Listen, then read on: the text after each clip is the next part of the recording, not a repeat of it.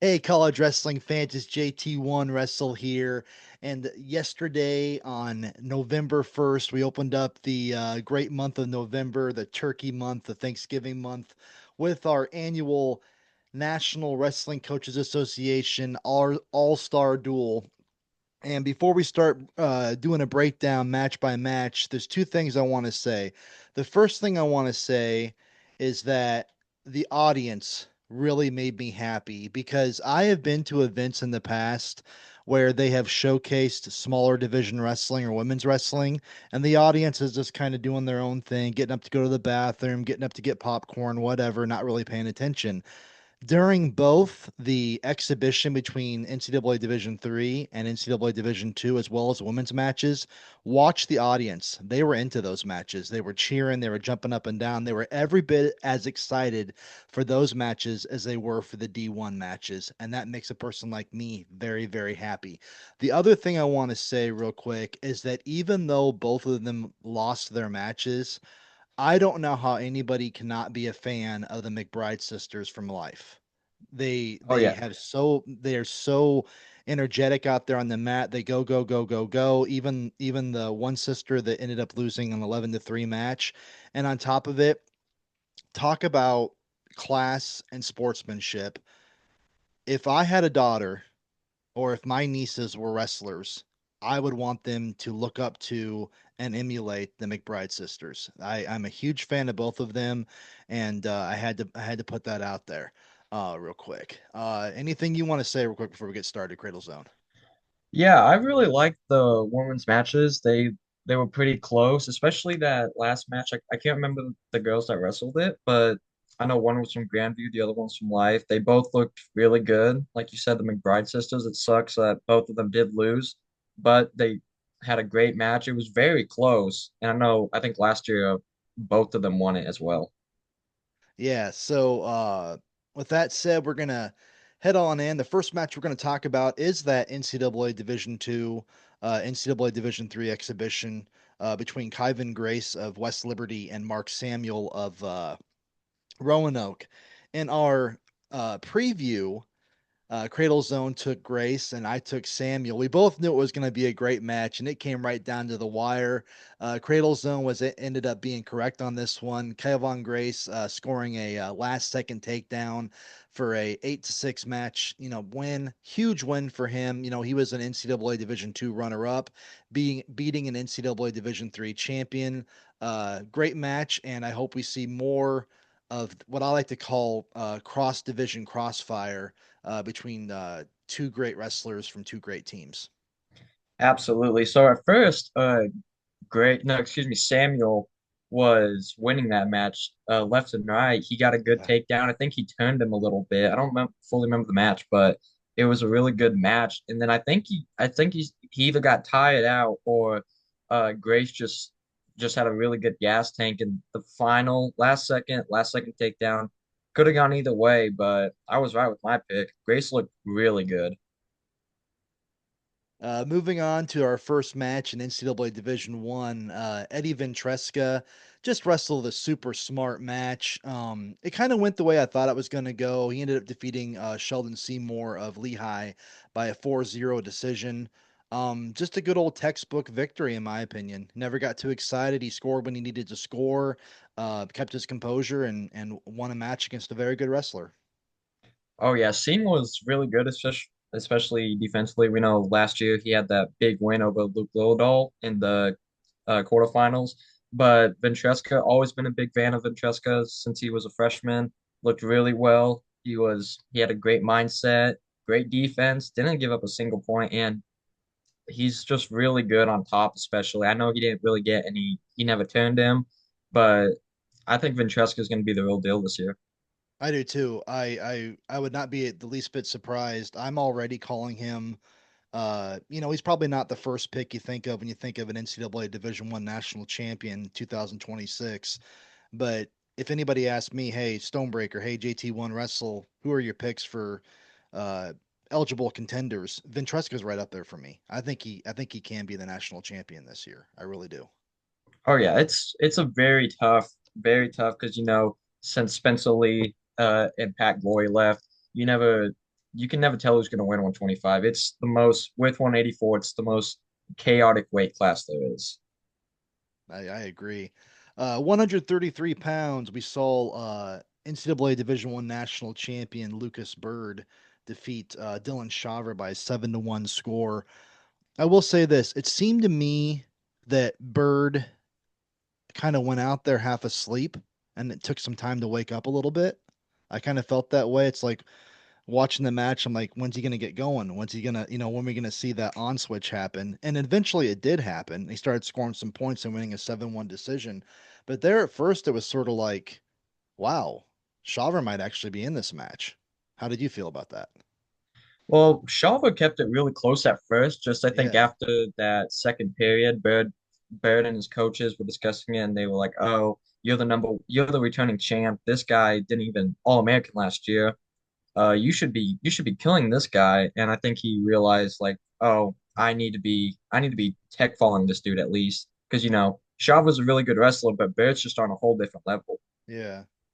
Yeah, you're chalking it up to a pep talk between him and his coaches, and that very well could have been what happened. But when I was watching the match, it was just sort of like, that first and second period, it's like this doesn't look like Bird, and then all of a sudden the third period happened. Okay, he's back. There he is. Yeah, he almost had that cradle locked up, which would have been really cool to see a pin in the All Star Classic. But I will give credit to Shava. He looked pretty decent. I know last year he kind of had a. I think last year he was a sophomore, wasn't he? I can't remember if he's either a junior or a senior this year. Yeah. And I know last year he didn't have the best year. He was one round away from being an AA. But I will say Shava did look good this match. He definitely had some good shots, but Lucas Barrett is just really good. Yeah, I mean that's very well put. Moving on to 141 pounds, we saw Jesse Mendez, a two-time NCAA national champion, take out Anthony Echemendia 7-3. This match pretty much went the exact way that I thought it would. I thought Mendez would, go out there and just, have a very calculated, controlled, calm match, score when he needed to score, put the points on the board where the points needed to be put on the board. I thought the match went. I mean, if I had sitting down and written a screenplay of this match, it pretty much went the way that I thought it was going to go. How about you? Oh yeah. Well, to be fair, Etchemendia's first time back on the mat for a while, almost been a year, I'm pretty sure. Sure. He's coming off that injury. Mendez, returning champ, two-time champ. He looked really well. Uh, but to me, Etchemendia looked gassed after that first period. He did kind of, didn't he? He Yeah, did. Yeah. so in my opinion, it's interesting to me because I personally think he needs to go 149, but the problem is you already have Frost and Pinero there. And But yeah, and Panero. for Yeah. for his first match back, he didn't look too bad because I know last time these two wrestled, it was very close in the semifinals. Echmendia almost beat Mendez, but Mendez is just something else. So my question to you here is to get your opinion on this. Do you think that this match, so early in the season, do you think that the main difference was stamina and conditioning? I think that, but I think at the same time, technique plays a key role because Mendez was in. He had a great mindset coming into this. He told himself he's going to win. He was calm and he just took the right shots. He had great defense. Yeah, I'd have to agree with you on that. Well, I mean, come on, that's the reason why the guy is a two-time national champion, and everybody, in the world has their bow and arrow out with a huge old target on his back trying to knock him off. Uh, yeah, so I'm anxious to see. I'm not sure if that would be an NCAA Division One final or not, but I could see it being an NCAA Division One final. It really depends on where Echemendia ends up seated in the bracket, but. Yeah, I think we're going to see that match again, and I'm anxious to see if it ends up being a similar result or if Echemendia can keep it closer as time goes on. Alrighty, moving on to our next weight class, 149 pounds. We saw West Virginia's Ty Waters take out Stanford's Daniel Cardenas 7-2 in overtime.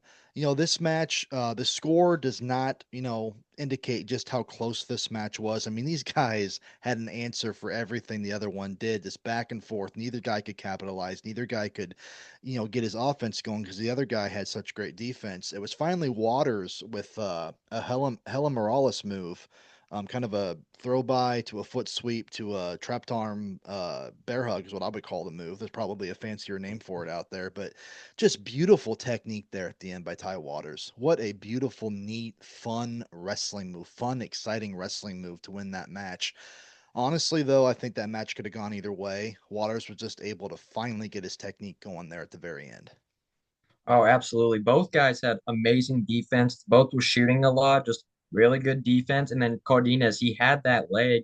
He had a chance to win it, but Waters just had amazing defense and then told himself he's going to win this and was able to get him on his back. I know the score says 7-2, but reality, the score was technically 5-2 in overtime. But it Right. was it was a great match. I can see why people love these two. I'm a huge fan of Ty Waters personally, I like but him too. Yeah. I think both of these guys could be high All-Americans. Waters was uh fourth place in 2024. And Cardenas, he has yet to no, I think he got fourth as well in 2024. I don't have it in front of me right now, but I was thinking he was an All American as well. I can't remember what place he got, but you could be right about that. I don't have the results in front of me right now, but I do think you're correct about that. I accidentally skipped the weight class. I don't know why I did that, but skipped the weight class. So sorry about that.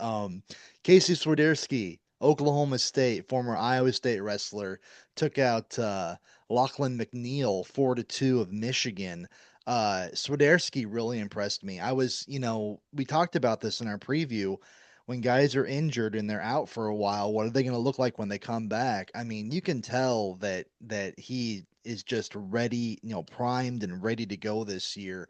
He did what he needed to do. Lachlan McNeil, I've talked about this a lot. I think he's going to be a future Commonwealth Games medalist as well as a future Olympic medalist for Canada someday. Winning a 4-2 match against him was a big deal. And the thing I liked about Swiderski the most is he never got excited out there, and it was like a chess match. He knew when he had to wait to make his move, and then he waited till the perfect time, nailed a great takedown, and scored a phenomenal win there over McNeil. Yeah, his usually we're used to seeing him shoot a lot. He didn't really shoot a whole lot, but he had fast pace since the blow of the first whistle. His re-attacks were on point. McNeil's a very good wrestler, but honestly, Swiderski could be a finalist, especially with Henson redshirting. But anything could happen. It's college wrestling. Any upsets could Yeah, happen. But right now, agreed. Swiderski looks like a finalist contender for Yeah, I sure. was I was impressed. I was not expecting him to look that good, look that tough. Like I was saying, sometimes it's like you expected him to come out of the garage with some rust on him, but there was no rust whatsoever. I mean, he looked great. Moving on to 100 and since we already kind of skipped weights around because I accidentally skipped one. Now we're talking about the Hunter Garvin 4-1 over Max Brignola match. Um, you know, I'm gonna eat a little bit of crow here. Because in the past, Hunter Garvin has really not shown to have much of a gas tank, but he didn't really seem like he was out of gas the whole match. He seemed like his gas tank was just fine, and he won a 4-1 match over Brignola. I personally kind of felt that there were times where I think he could have scored again and put up more points than what he did. I felt like he was just kind of winning a comfortable 4-1 match. How did you feel about that? Well, for Big Nola, first of all, for Big Nola, first match back, he redshirted last year. He definitely does look like an AA contender because, Garvin, he's an All-American. Two time. I don't think the Garvin's a All-American. two-time All-American. Okay, so he's a two-time Yep. All-American. Garvin has had issues with stamina in the past, especially when he's up big on some guys, but he definitely didn't look as tired this time.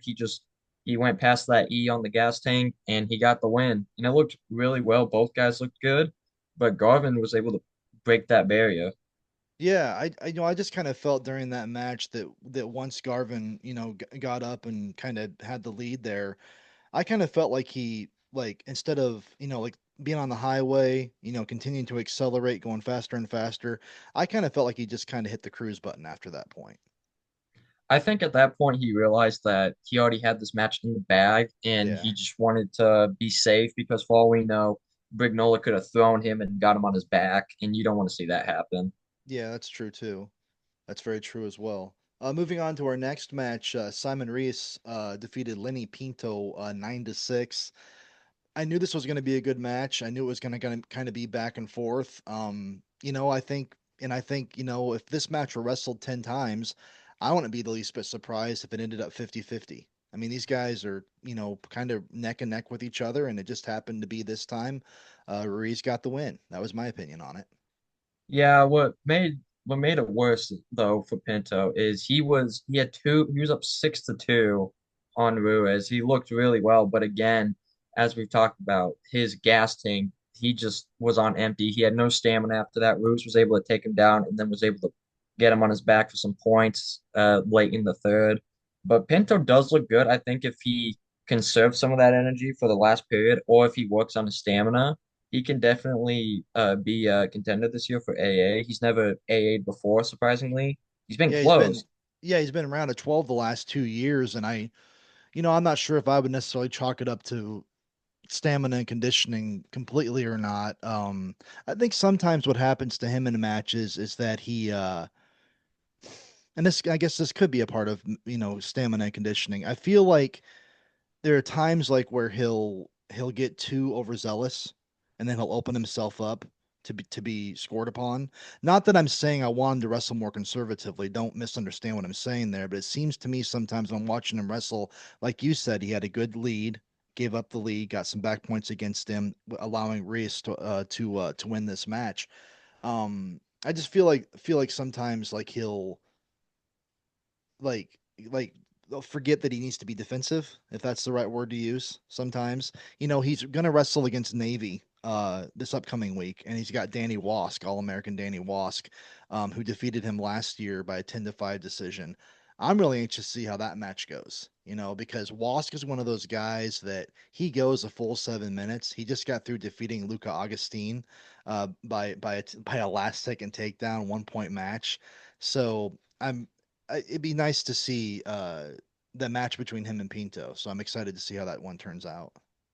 That'll be a pretty good match, because if anyone saw that last second takedown, it was great, man. He chased him down on the Yeah, mat. he It was did, didn't he? Yeah. perfect. Danny But Wask is and we're supposed to be talking about the All Star meet, but I'm gonna say this real quick. Danny Wask is a fun, exciting wrestler to watch. He's one of those guys where when they say wrestle all 7 minutes, I mean, at 6 minutes and 59 seconds, this guy's still trying to score. He's oh yeah. constantly coming at you, and I appreciate that, and I enjoy that. So moving on to our next match, Zack Ryder, Oklahoma State, major decision, 14-4 over Jackson Smith of Maryland. And I have to say this, I'm going to eat crow on this one because I did not see that coming. I did not think for a minute that he was just going to go out there and just completely dominate Smith. I mean, everything that Smith tried attacking to the right side, tried attacking to the left side, tried to upper body him, tried to go for, mid-level shots, tried to go for low-level shots. Ryder had an answer to every single thing that Smith threw at him. And you and I were talking about how we only saw Ryder wrestle, a handful of matches last year, wrestle at the Southern Scuffle. And he almost seemed like, I don't know how you felt about him, but last year it's like this guy seems like he's bored out on the mat. He seems like he's like mundane and bored with it. He didn't seem bored last night at all. He seemed excited, ready to go, and he just man, that was impressive. So JT1Wrestle is going to admit that he was wrong about that prediction that he made, and I'm more than willing to eat crow on it because Ryder was impressive. Yeah, he looked really well. Really good defense. I think I forgot the final score, but I'm pretty sure. Oh, it was 13 14 to 13 or 4. 4. Yeah, Yeah, so 14-4. Yeah. I know that first time he got a takedown, then when Smith tried shooting on him, he was able to throw him, and that looked really nice. Ryder definitely looks like a contender. We know how tough 184 is though, because you got Angelo Ferrari, you got Rocco Welch, you got Max McKinley, so I would not be surprised though if he doesn't make the finals, but I would be very surprised if he doesn't at least make the semis. I tell you what, so like looking over 184. and seeing how many talented, I mean, I'm not just talking talented, I'm talking extremely talented freshmen we have at 184 and sophomores too. I mean, think about it for a second. In 3 years from now, we could have a list of all Americans where I don't know if this has ever happened before or not, where you're crowning multiple, like four-time All-American, four-time All-American, four-time All-American, four-time All-American, four-time All-American, like 4 to 5 four-time All-Americans all being crowned at the same weight class. I mean, That that's insane. that would be huge, but real quick, I want to talk about Jackson. I know Sure, go last year ahead. he was seventh place, I'm pretty sure. Sixth, I think, wasn't it? So I think he was either sixth or seventh, but I think it was sixth. he just looked defeated after that first takedown. I don't know if he can hang with those top guys. I know he was ranked like fourth right now, but after I know All Star Classic doesn't count, which it needs to. I don't know why it doesn't, especially since we're in season. But after that, I don't know if he can stick with those top guys. Either that or Ryder's just a different beast. Like I said before, the youth at 184 is just, Max McAnally, sophomore. Then you got Ferrari, a freshman. You got Sinclair, a freshman. You got Ryder, a freshman. There's names I'm forgetting about right now, sophomores and freshmen. It's going to be a. There are some weight classes where they are ruled by experience. It's the seniors and the juniors that are gonna run the show. 184 is ruled by youth. Oh, absolutely. It's going to be good for multiple years to come. You even got some incoming freshmen after this year from high school that's going to look really, really good. But I'd say 184, 133, 125, those are the top three weight classes for sure in terms of talent and upsets, in my opinion. Yeah, yeah, we'll definitely, yeah, absolutely. Moving on to 197 pounds, Stephen Little, 2-1 tiebreaker over Joey Novak of Wyoming. I tell you, this had to be one of the strangest and weirdest matches I've ever seen. I knew it was going to be close this time because both of these guys had majored each other in the past. Neither one of them wanted to give up a major this time. Both of them wrestled extremely conservatively. And then you had such a I didn't know. Did you agree with that finish? When I watched it, I was like, "What in the world is going on? How? What? Why? How? How did you Well, feel about it?" Well, I can see why the ref called that. Yeah, I was watching it, and Jordan, even Jordan Barrows agreed with it. But I can see to a point where the refs called that. But at the same time, in a match like the All Star Classic and two top guys at 97, you shouldn't end something like that. You should just, yeah, make them restart. But talking about the match real quick, both guys had great defense, but both looked very tired heading into that third period. People call Little one of the most boring wrestlers, which I don't agree with because when neither he's do I. healthy, he's got to be like a top three guy. Novak looked decent. I know last year he was seventh, especially at a high seed for him. But I will say that I personally did not like the call. I can see why they did it, but I didn't like it, especially with the way it ended. Yeah, I'm gonna have to agree with you on that. It just, you gotta call it like you see it. So I'm not trying to put down the officials, and that's not what I'm trying to do here. I think they did a great job last night. They did a really, really superb job, and they deserve more praise and recognition for the things that they do as officials. But just looking at it from the standpoint of like how much prestige and how this is an event that we want to showcase and promote and everything. Yeah, I think they should have allowed it to go on and got a more decisive victory. I don't know. I mean, obviously, like you said before, this doesn't count towards, rankings or towards, the RPI or anything like that we have, but not RPI, but whatever we call that. Um, but on the same hand, it's still when you have a win over a wrestler of Joey Novak's caliber, that's got to feel good. It's got to promote you further in your confidence as you go along the season. I don't know if Stephen Little walked off the match last night happy about that win. I don't know if he felt like, God, I really beat Joey Novak tonight. I mean, I No, don't know. What do you think? because in my opinion, I know I don't wrestle, but coming from a wrestling family and watching wrestling for the past few years, I would definitely rather tell people I beat this guy because I took him down instead of saying, "Oh, I beat this guy because an illegal headlock because Yeah. to me that would be very boring. And to me, I would tell myself I didn't actually beat this guy. I got lucky because he made a mistake. But in terms, I should have beaten him because I know Little definitely wants to wrestle him again. They won't. Oh I don't yeah. think they'll see each other again this season because they're in different conference. I don't know if they got the same tournament, but if they see each other at the national tournament, I think it's going to be way better than what we saw last night. Oh yeah, without a doubt. Without a doubt it will be. I'm definitely anxious to see meeting number 4 between these two superb talents. Moving on to heavyweight, we saw Younger Bastida, a future Cuban Olympic medalist, take out and you do such a better job. Tay Gadali. Is that how you say that? I think it's Tay Gatterly. I think you were Okay, close. so yeah, pretty close. And I want to apologize to him ahead of time. I think I've tried pronouncing his name probably 25 times the last couple of years, and I have yet to get it right. I thought Bastida looked great. He really looked really, really good. I was kind of worried about him because the guy is just, unfortunately, the guy has just been hampered by so many, injuries and stuff. I think, people talk about who will be our national champion this year. You got to remember the last loss that Wyatt Hendrickson had was against Bastida. Bastida was the last person to beat him. And granted, it was a long time ago. It was before he went to No, the homes. Lucas Davidson. Davidson beat him. Davison beat Hendrickson too.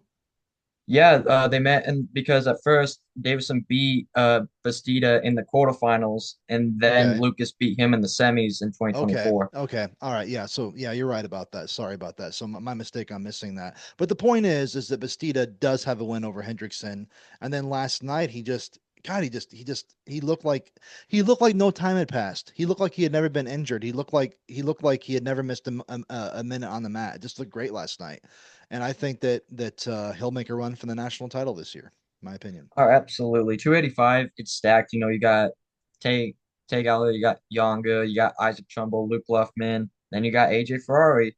But I will say last night was probably one of my most interesting matches because you had two guys coming off of season-ending injuries. The ones at a different school, Michigan, they're known for their heavyweights though for the past few years. Yeah, But true. I will say Tay did look good, especially when he shot a lot. But the Steelers had really good defense, really good reattacks. And he definitely does look like a contender right now, especially with how he wrestled last night. But I want to see how he does against guys like AJ and Trumbull if they do meet this season. Yeah, and speaking about that, I kind of feel, and I might end up eating crow on this one too, but I kind of feel that Ferrari's number one ranking is a little premature. Yeah, because he hasn't wrestled yet. Heavyweight He yet. Yeah. No, he's still hurt. I heard he's in a walking boot because he's not wrestling Oh, today wow. at the Navy Classic. He's out. He'd even wrestle at Nebraska's wrestle off. But I will say right now, in my opinion, I know he was a national champion. He got third last year in '97, but I don't think he should be number one. It should be one of the guys who has been at heavyweight for a few years now. Because I know Ferrari, I know right now he's walking around 260, I heard a while ago, because he does look way bigger. But I want to see how he does against these top guys because he's not known for scoring a lot of points, especially last year. He just has really good defense. Yeah, yeah, he does, and yeah, I would agree with all of that. And the other thing I would say is that, this is nothing against the 197-pound weight class because there's been some extremely good wrestlers that have wrestled 197 that moved up to heavyweight that ended up having a, phenomenal season at heavyweight. JD Bergman, for example. JD Bergman, great 197 pounder, moved up to heavyweight, ended up taking second in the nation. Pat DeGane from Indiana, 197 pounder his whole career, moved up to heavyweight for his final season, ended up taking third in the nation. So yeah, it does happen sometimes. I'm just I'm just saying simply that I think for if Ferrari probably, in my opinion, if I had been doing the rankings, I probably would have put him somewhere between like fifth and seventh to start the year off at heavyweight, and then allowed him to go up against these guys, returning All Americans, these guys like Bastida, these guys like Gadali, see how he does against them, and then maybe put him in that number one spot. And I'm not trying to look for a fight from the flow guys or anything because sometimes you say this kind of stuff and they're like, like how dare you tell us that we're wrong? That's not what I'm trying to do here. I'm just saying that I I want to see Ferrari beat some guys and beat them convincingly before I would give him the number one In my ranking. in my opinion, if you keep missing matches because of injury, I know injuries suck and it's not their fault, but let's say you miss a period amount of time, you shouldn't be considered the number one guy if you're always, getting hurt, if you're in a walking boot. It should be a guy who's healthy and getting wins. Like right now, Bastida, you could claim he should be number one, especially after his performance Oh last night. yeah. Yeah, but like you said, it doesn't count. Isn't that weird? I mean, yeah, you see a guy wrestle that good and just I'm anxious to see him wrestle the rest of the season. I think he's finally healthy enough. Hopefully, I think it was what didn't he have like some ligament tears in one of his hands It here was his finger, both finger. fingers, I Okay, think. yeah. I think he broke his pinky and it really affected him last year, Oh yeah, but yeah. he looks way better this season. Yeah, he does. He looks great. Anyway, Cradle Zone, any final thoughts on the All Star Classic last night? No, I do got one though. The Rutgers fans, they did show out. It looked really well for the first time they were hosting it. Definitely a change from Penn State's place to Rec Hall. Uh, I loved it. Rutgers fans, they were really well. Good fans. They were really good fans. Great matches like always. It's usually stacked. I hope next year though we could see some guys like Angelo against Max McKinley. Yeah, I mean, yeah, I'm all for that. That'll be something hopefully that we see um could see it at the Soldier Salute. We could We're see gonna see it this at the, during the season because I think Minnesota and Iowa wrestle. yeah, so we could see it multiple times. We could see it in the duel, could see it at the Soldier Salute, Big Tens, and NCAA's. Not Oh, absolutely. guaranteeing we're going to see it all four times, but there's a chance that we could see that I would call it like a classic main event. Hasn't even happened yet, but I'm pretty sure that's what it's going to turn out. But anyway, I want to thank you, Cradle Zone, for being a part of JT1 Wrestle today and doing a recap of the National Wrestling Coaches Association All Star Classic 2025. And I'm sure we'll have more to talk about as time goes on. A lot of great duels, a lot of great tournaments, a lot of great action left yet in this season. All right, man. Have a great day. You too.